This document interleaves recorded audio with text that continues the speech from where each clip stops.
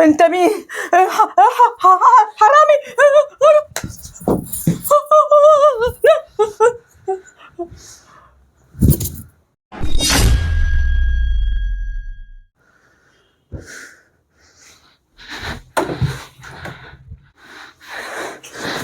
ايه ده اللي حصل ده؟ انا ما عملتلهاش حاجه ولا جيت جنبيها.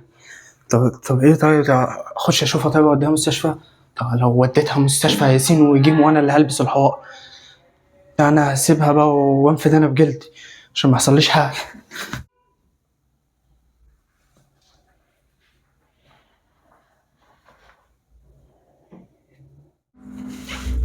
ايه ده؟ الباب ده مفتوح ليه كده؟ ايه ده؟ مام، انت نايمه كده ليه؟ يا مام، امي، امي، امي. بقاء لله يا محمد يا ابني. لا حول ولا قوة بقاء لله يا محمد. ربنا يرحمها ويغفر لها. شدها لك يا استاذ محمد. الله يرحمك يا صاحبي. كانت طيبة والله. الله يرحمك يا امي. ما عرفت السبب ده ايه؟ الدكتور بيقول سكتة قلبية. سكتة قلبية؟ تكون كانت خارجة تشتري حاجة في الضلمة، قامت خافت من الخوف يعني. حصل كده؟ امي هتطلع بالليل كده هتروح فين بس يا مرات خالي؟ ده هي انا جيت من بره لقيت الباب الشقه مفتوح وهي واقعه على الارض. كانش ينفع تقعد لوحدها، كان انا حد يبقى معاها يا ابني. هي اتعودت انت تبقى معاها. انا حاسس ان كان في حد كان داخل يسرق وهي من الخوف جات لها السكته القلبيه دي. يسرق؟ انت قريتكوا هيسرق حاجة؟ ايه؟ انت قريتكوا حاجة اصلا؟ انتوا باين تاكلوا. اسكت اسكت. على رايك يا خالي ما حلتناش حاجه فعلا. يلا الله ربنا يرحمها. يرحمه ربنا يرحمها ويصبرك يا ابني. طيب يا ابني انت مش بقاء عايز اي لله. حاجة؟ الله يخليك يا خالي. بجد والله. ربنا خليك يخليك. ركز بقى وخليك واقف كده جنب اخوك. ها، طبعا انا لازم. بعتبر اخوك. ده اخويا الكبير، اخويا الكبير مديلكمش في حاجه حاجة. وحشه. بقاء لله. ولا هنجي لك في حاجة وحشة. السلام عليكم. يلا يا رشابت. السلام عليكم. عليكم السلام ورحمه الله وبركاته. لا اله الا الله. شدها لك يا استاذ محمد. شد على الله يا يوسف. انت كنت فين الصبح يا يوسف في الجنازه؟ رنيت عليك تليفونك ما بتردش. والله هو التليفون ضاع مني اول امبارح وما عرفتش اجيبه تاني. ضاع منك؟ اه هو ده وقت يعني يضيع منك؟ كنت في اشد الاحتياج ليك الصبح. معلش حقك عليا. على العموم يومين 3 كده لما نفتح المحل وباخد فلوس وبشتري تليفون جديد. ماشي يا استاذ محمد. انت تحتاج اي حاجه طيب دلوقتي؟ لا يا حبيبي اتكل انت على الله. ماشي. السلام عليكم. مع الف سلامه. الله يرحمك يا امي. الله يرحمك. الله يرحمك يا امي. لا حول ولا قوه الا بالله. مش عارف اعيش من غيرك ازاي.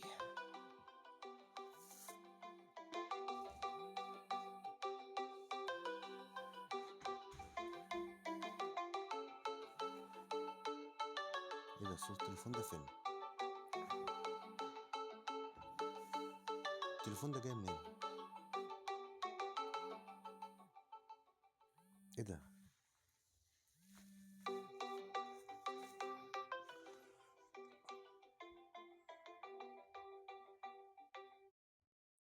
التليفون ده بتاع مين؟ يوسف؟ اه والله ده تليفون يوسف. بيعمل ايه هنا تليفون يوسف؟ ولما سألته بيقولي ده ضايع. معقولة يكون يوسف هو اللي جه عندي البيت عشان يسرقني؟ ما هو الوحيد اللي يعرف ان انا عندي دهب.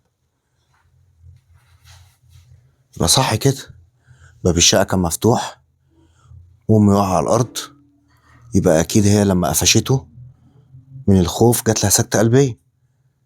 والدليل اهو تليفونه اللي ضايع منه. بقى كده يوسف تخون العيش والملح يا يوسف؟ انا لازم ابلغ عنه.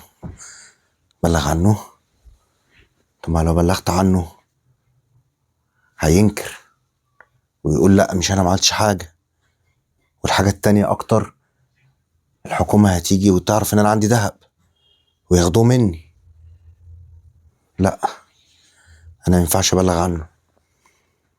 انا احسن حاجه اطلعه من حياتي، واكيد في يوم من الايام هياخد جزاؤه، وانا برضه مش هسيبه.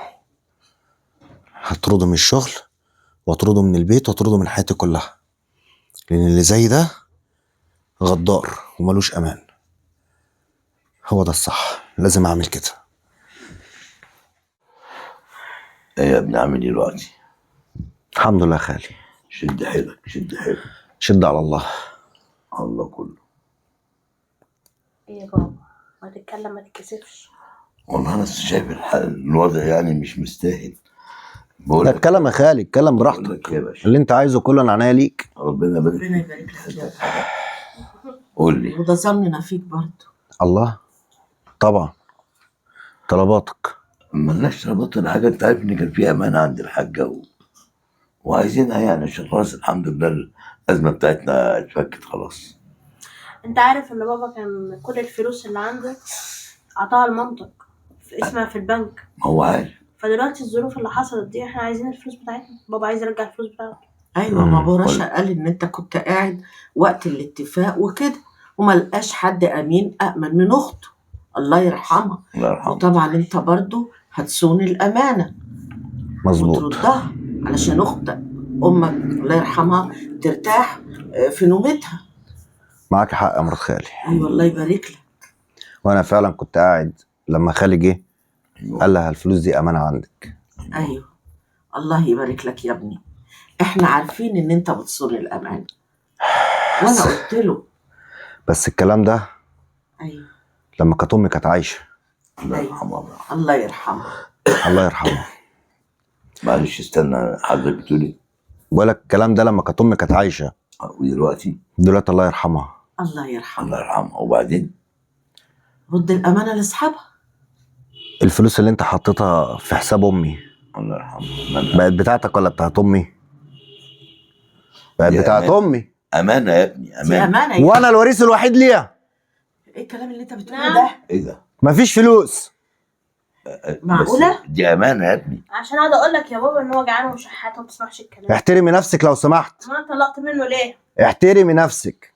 طيب بس كفايه ان امي ماتت إيه؟ ولحد دلوقتي ما خدتش حقها. واحنا ذنبنا في امك. هو احنا اللي موتناها؟ ما يمكن وكمان جاي عايز فلوسك. ده ما يمكن انت اللي حقنا. موتناها بقى. مفيش فلوس. حقنا حق ابويا، ما اسكتش عليه. روح اشتكيني. ما فيش حاجه تسكت. بس شفت يا بابا؟ اه. مش قلنا حد لك مضي يشتكي اختك؟ ابنه. لا، أنت لو ليه مسكت حق، ابنه. لو ليه حق يروح يشتكي طب يا وانا جماعة، اديهوله. صلوا ما على- يصحش يا بابا احنا كده. ساعتها مش قلنا لك مضي اختك يا بابا؟ هتقبل محدش يسمع الحرام؟ الكلام الموت يا ما بابا. انا ما اعرفش ان عموما يا ده جماعة- مش حرام، يا ابني استنى. ده شرع ربنا. انا الوريث الوحيد لامي. ودي مش فلوسك. مش فلوسك. اثبت بقى ان دي مش فلوسي. يعني تثبت يعني اثبت بقى انها مش قدام فلوس ربنا، امي. ما انت عارف ان دي مش فلوسك. قدام ربنا خلي حسابي لحساب ربنا، طيب وانت إيه ده حسابك عند ربنا، وانت حسابك عند وانا ربنا. كنت متوقعه منك الخسه دي. مش احنا اتطلقنا وانفصلنا بسبب الفلوس؟ ها، وانا كنت فقير وكنت بتعايرني في فقري. دلوقتي انت اللي بقيتي فقيره وانا كل حاجه معايا. كل حاجه أنت معاك بتنتقم؟ بالاونطه. يا جماعة ايا كان. مش يا جماعة مش هو ربنا. مش في وعيه يا جماعة، هو بس أعصابه مش شويه، تعبانة. ده مجنون. امال ايه اللي بيقوله ده؟ مجنون. السلام عليكم. في إيه يا جماعه الزوطه دي؟ في يا استاذ اهلا. محمد. طب يلا بقى، شرفت ونورتوا عشان انت وبعدين؟ بتطردنا؟ بعد اذنك يعني يا مرات خالي. انت شايف؟ خدي بنتك. يا جماعة يا جماعة، ما صلى على النبي بس. أعصابه في تعبانة. ايه؟ أعصابه تعبانة ووالدته لسه ده متوفية. انت بتهدي نفسك ان اعصابه تعبانه. هو كده اصلا هياكل حقك وياكل فلوسك. يا بنتي أنت أصلا كان عامل أول إيه بس ده الضغط كان من والعب. الاول ما انت حاطط صباعنا تحت ضرسه. نهدى يعني ايه؟ ليه ما قلنا لك بلاش يعني تعمل ياخد كده؟ فلوسنا؟ يا جماعة هناخد كل حاجة، هو بس السكينة سرقة دلوقتي. الباقي بحضرتك يا ابني، وهنجي لك كمان يومين كده نقعد مع بعض على القهوة. سعيكم مشكور يا خالي. ما خلي تنساش بالك انت الحرام ما بتزعق لخالك. بيدومش. ما تنساش انت وكفايه بتزعق. دعوتي عليك. سعيكم مشكور، ما نجيلكمش في حاجه وحشه. واحنا مش هنسيبه يا ماما، هو فاكرها سهله ولا يا ايه؟ جماعه يلا بدل ما نتلت بجد. ما احنا اتردنا، انت بتقول فيها. يلا يلا. ان كان بابا ما عندوش صبيان انا ب 100 راجل. يا ما واحد يجيب حق أبويا حذرتك. كويس. مش ده اللي حذرتك إيه منهم؟ ده؟ هدوا وليه نفسكم بس يا الأبدان؟ جماعه، هدوا إيه ده نفسكم، يا هدوا نفسكم، ماشي. هدوا نفسكم. يلا. السلام عليكم. السلام ورحمه الله وبركاته. السلام. فيها محمد، بس فيها يا استاذ يلا يا محمد. بنتي. الناس دي زعلتك في حاجه؟ رد عليها طيب. عايزني ارد عليك؟ ايوه عايز افهم. انت زعلان ان انا طردت خالي؟ ايوه اكيد طبعا، ما خالك. خالي. بقول لك ايه، البيت ده مش عايزك تخشه تاني، ولا البيت ولا المحل. ليه طيب كده يا استاذ محمد؟ بعد العيش والملح اللي احنا كنا اتقي مع بعض. شري، اتقي شري، ومش عايز اشوفك في اي منطقه ولا اي شارع كمان؟ ولا انت لو شفتني لف من الشارع التاني كمان بعد يلا العيش حبيبي. والملح ده. عيش وملح؟ انت صمت العيش والملح؟ بره بره. شفت اللي قلته لك؟ حصل. حذرتك، قلت لي لا ابدا، اهو حصل. يا ريتك قولي. كتبت الكلام باسم اختك يا ريتك كتبت الحاجات باسم اختك وبس، ده انت كمان ما رضيتش تمضيها، ومحدش كان ضامن الحياه من الموت. وانا قلت بنتي. لك مضيها، تقول لي لا.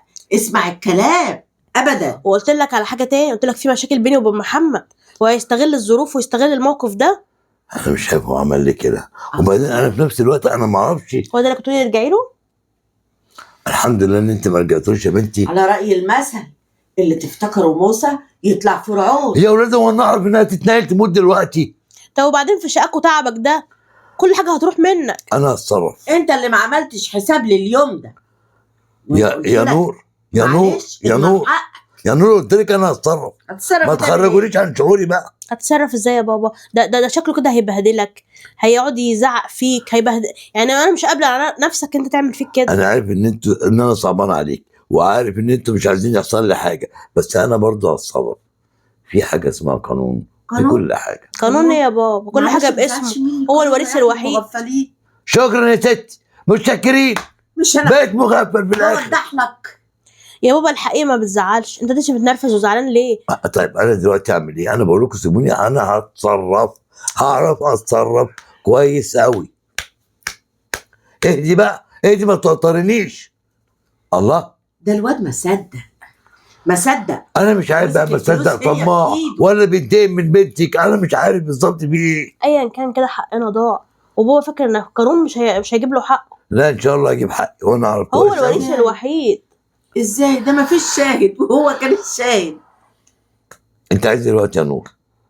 والله ما انا عارفه اقول لك ايه. خليها على الله، وقلت لكم سيبوني بس يومين اعرف افكر كويس. اعزيك ولا ابكي على حالنا؟ اوه انا زهقت منك. هو ده اللي واحنا ذنبنا ايه عشان يزعق فينا؟ واحنا خايفين عليه، وهو اللي عمل كده فينا وفي نفسه. شوفوا وصلنا لفين. وانا قلت له اضمن حقك، قال لي لا. يلا بقى شوف اللي هيحصل.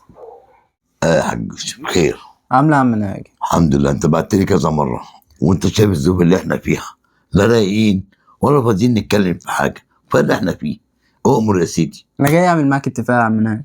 اتفاق؟ بيني وبينك انت؟ ايوه. طب قول يا سيدي، سمعني بس بالانجاز. هجيب لك فلوسك لحد عندك. فلوس ايه؟ فلوس بتاعتك اللي انت عطيتها لاختك وعطيتها لاستاذ محمد. طب ما في البنك يا ابني، والواد بيقول لك انا الوارث الشرعي وانا الوحيد وانا وانا وانا وانا مش هنعرف نجيب حاجه، تجيبها انت. مين قال لك ان هي في البنك؟ الله، امال فين يا سيدي؟ الفلوس بعد ما انت ما حولتها الحاجه اخت حضرتك الله يرحمه. واستاذ محمد ايوه، سحبوها من البنك وراحوا جابوا بيها دهب. كلام ايه يا ابني اللي انت بتقوله ده؟ انا عارف قعدت مع بقول لك الواد إيه؟ وقعد يقول لي مالكش حاجه عندي وانا الوحيد ومش عارف، والكلام بتاعه ده جابوا ما بيمشي الدهب معاك. وشالوه عشان كانوا عايزين يعملوا عليك مصلحه. جابوا الذهب وشالوه؟ وانا عارف مكان الدهب. قصدك يعني سحبوا الفلوس جابوا بيها ذهب بالظبط، اشتغلوا بيه؟ بحيث بس ان انت لما المشكله بتاعتك تخلص يجوا بايعين الدهب واخدين الزياده في السعر بتاعه يعملوا مصلحه عليك فيها. يا ويديك سلام. فلوسك انت اللي انت كنت عاطتها لهم بس. طب ايه الدليل على كلامك ده بقى؟ يا باشا اسال وتاكد براحتك، الله. بس في شرط، انا مستعد اجيب لك الذهب والفلوس دي لحد عندك، الله بس هاخد 1,000,000 جنيه. الله الله الله الله. ده الكلام بجد بقى. انا هزر عليك ليه؟ طيب ايه بقى السبب اللي خلاك تبيع ولي نعمتك؟ ده انت كنت دراعه اليمين يا جدع. اديك قلت كنت دراعه اليمين. أيوة. هو اللي باعني وعايز يرميني في الشارع بعد ما كوش على كل حاجه، وانا مش هقبل ان انا اترمي في الشارع. فعايز تعيش بقى. بالظبط. بس اهم حاجه بس 1,000,000 جنيه واجيب لك فلوسك لحد عندك عشان ابدا بس بيها حياتي. لا يا عم، صل على رسول الله. على افضل الصلاه انت والسلام. هتجيب الحاجه لغايه هنا، تمام، والمليون يا عم هيبقوا 2. يبقى اتفقنا. وحاجه تاني، هشغلك معايا. حصل. اوكي. حصل. طب اسمع بقى، اكتب لي رقم تليفونك هنا.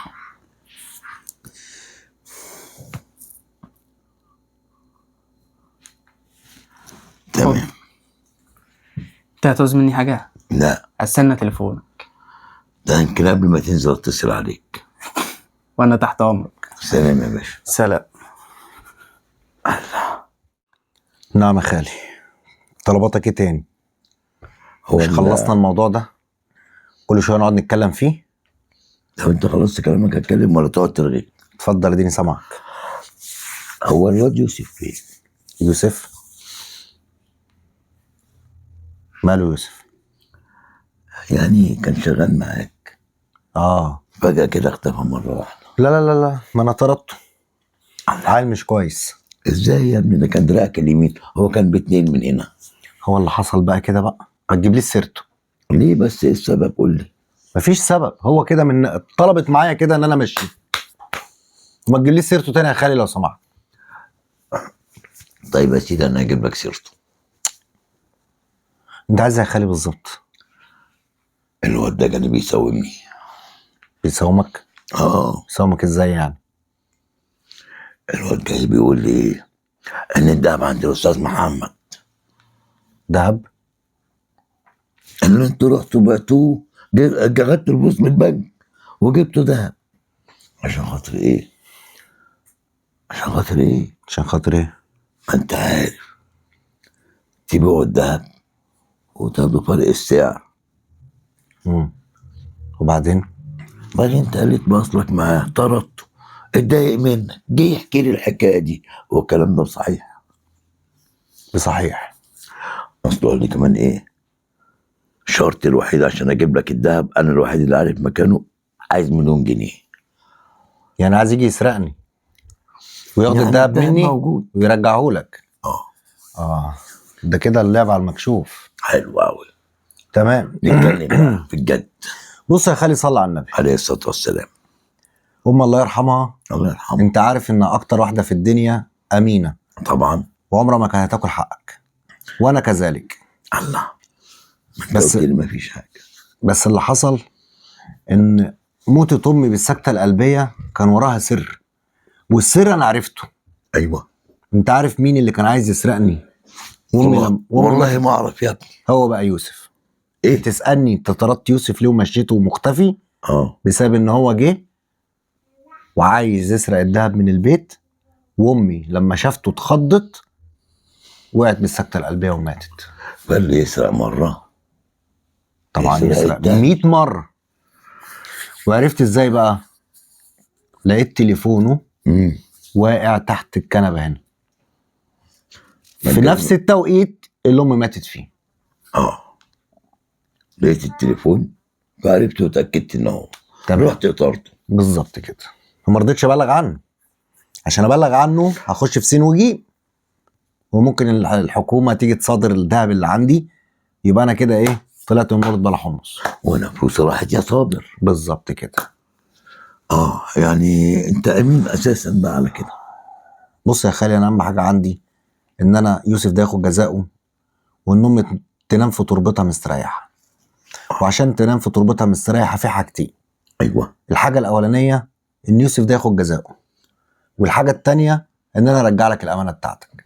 بس قبل ما ارجع الامانه لازم يوسف ياخد جزاؤه. اكيد وكويس ان انت جيت كلمتني وفتحت معاه الموضوع. اكيد لازم اخد جزاء. طب هنعملها ازاي دي؟ اقول لك انا بقى. قول. هو قال لي عايز 1,000,000 جنيه.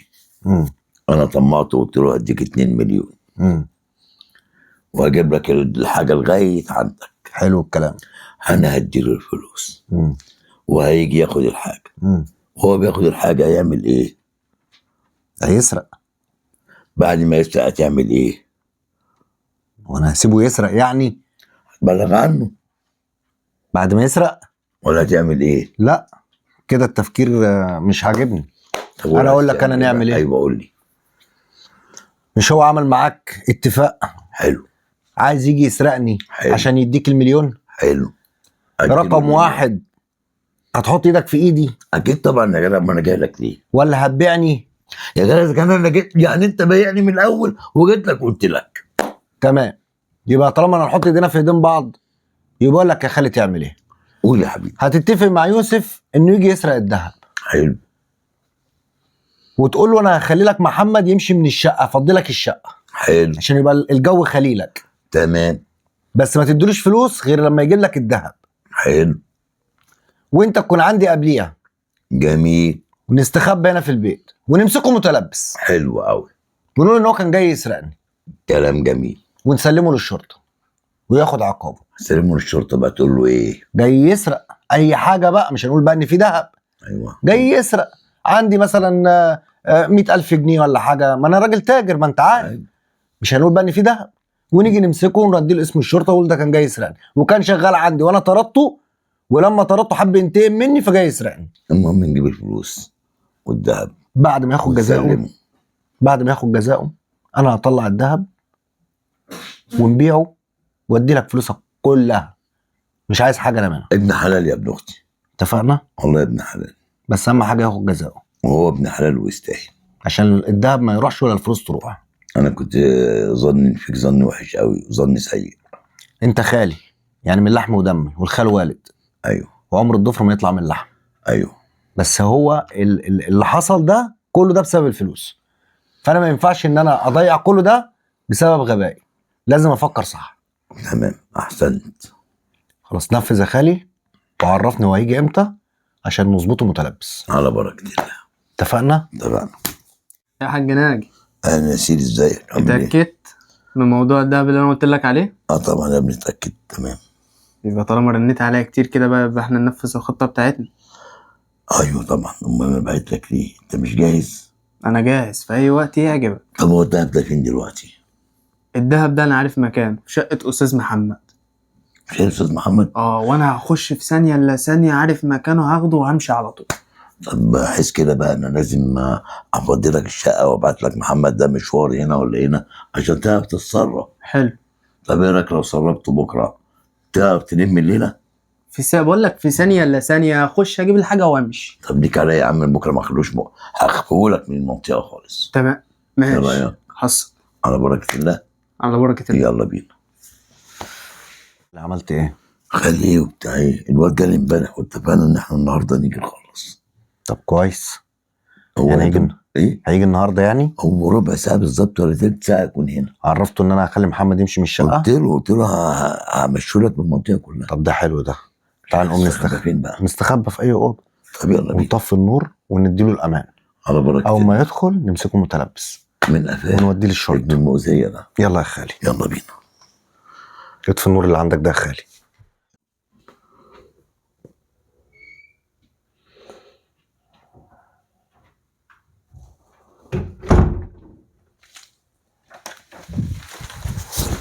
اقف مكانك، متحركش. بس يوسف بقول شيل لك ده إيه؟ خلاص يا يوسف، ما انت اكتشفته اللي كان اللي يسرق مره يا حبيبي يسرق التاني. هو انت فاكر ان ابن اختي هيبيعني ولا انا هبيع ابن اختي؟ انت جننت. اول مره جيت امي قفشتك كده ومن الخوف وقعت بسكته القلبيه. قلت يلا لك يا وانا خالي. وقع بقى تحت الكنبه. ما رضيتش ابلغ عنك المره الاولانيه عشان ما نخشش في السين الجيم. دلوقتي انت متلبس وانا وخالي شهود وهناخدك قدامي على الاسم. لا. يلا يا خالي، مفيش حاجه اسمها لا. يلا يا خالي. يلا يا عم. انا مش عايزاك تزعل مننا يا محمد يا ابني، ان احنا ظننا ظن وحش فيك، وكتر الف خيرك ان انت هترجع الحق لاصحابه. تقوليش كده يا مرات خالي، ده انا ماليش غير خالي في الدنيا. حبيبي انا اهم حاجه عندي بالمعروف. ان الواد اللي اسمه يوسف ده خد جزاؤه، ان هو السبب في الام اللي ماتت. هو ياخد جزاء، وبعدين ده اجلها برضو كده وكده، ده اجلها اكيد مكتوب طبعا، بس أيوة. هو السبب هو اكيد هو السبب وكان طبعا، لازم ياخد جزاؤه. هو خد والحمد جزاء. لله. بالنسبه للفلوس بتاعتك يا خالي زي ما وعدتك، انا هديك الذهب كله وانت بيعه وخد مكسبه كمان. لا يا ابني، احنا نتصرف فيه كل حاجه، بس مكسبه دي حلال عليك انت. بس ده حقك يعني يا خالي، يعني كتر خيرك يعني لا يا وكده. حبيبي، اشتغل بيه واقف على رجلك من اول وجديد. ايوه يا ابني، زي ما خالك بيقول، كفايه ان هو هياخد الفلوس اللي اداها لكم والمكسب ليك انت. وانت مش عايزه تقولي حاجه بدل ما انت عدلنا كده؟ عايزين نخلص منك بقى. ايه ما انا يا خالي بعد الخبر الحلو خلاص ده انا كله فاهم، بس تاخد منها الراي. هو بصراحه كبر في نظري عشان يرجع لك الفلوس بتاعتك، والاول كان ايه؟ بس انتوا الاتنين غلطانين. هو انت مفيش حاجه بتمنع عليك ابدا؟ كلنا غلطانين يا ولازم خالي، اعرفكم الغلط. كلنا غلطنا. المهم ان هو كبر في نظرك بقى كويس. هو غلط لما دخل واحد واعتبر اخوه وامنه، حقيقي. وكان بيقول اثار قدامه. ايوه، ده المفروض ما كانش يحصل. والغدر جه من اقرب الناس. بالظبط كده. وده يعلمك يا ابني ان ما تحكيش اسرارك قدام اي حد، حتى لو قريب منك، ولا تقول له اسرارك. وخالي برضو غلط ان انت امنت امانه زي كده لاختك من غير ما تاخد اي ضمان أيوة. للحق. ايوه يعني صورة النساء. الحاجه لما تتداين بيها لازم تكتبها. ايوه يا ده سيدي. برضو كان غلط، وما ينفعش ان انت تعمل كده تاني يا خالي. وما ينفعش الفلوس اللي كانت خالك شايلها في البنك امانه انت تجيب بيها ذهب عشان تكسب من وراه. المفروض مظبوط. كنت استأذنته وقلت له الكلام ده. دي امانه فعلا، والمفروض الواحد صح. ما يجيش جنبيها. يلا خير، الحمد الحمد لله لله. رب العالمين، برضه ما فرحناش. طيب بالمناسبه دي انا طالب ان انا ارجع رشا ونعيش زي الاول واحسن من الاول. وليك عليا يا ستي الطلب اللي انت هتطلبيه تمام. قبل ما تطلبيها يكون عندك. هو البخل؟ ما هو فيش بخل، هو كان في فقر. اه يعني مش كان في بخيل، فقر. وانت عارف ان انا مش بخيل. طيب. بس انا كانت ظروفي على قدي، احنا عارفين. وانت دلوقتي اديتني مساحه بفرق السعر بتاع الذهب ابدا بيه حياتي، يعني على هيبقى معايا بركة فلوس. الله. والفلوس دي مش ليا لوحدي، بتاعت انا ورشا. على بركة الله. قلت ايه يا رشا؟ ماشي. طيب يلا ماشي. نقول مبروك. ماشي مبروك يا عم. ربنا الحمد يصلح لله. حالكم يا ابني. وانتوا ويهدي عارفين دلوقتي ان سركم. من ساعه امي ما ماتت انا ماليش غيركم، الله يرحمها بقى. فكلنا اسره واحده وعيله واحده، ونعيش ان شاء الله في تبات ونبات، وربنا يبعد عننا اي حاجه وحشه. امين يا يا رب. رب العالمين.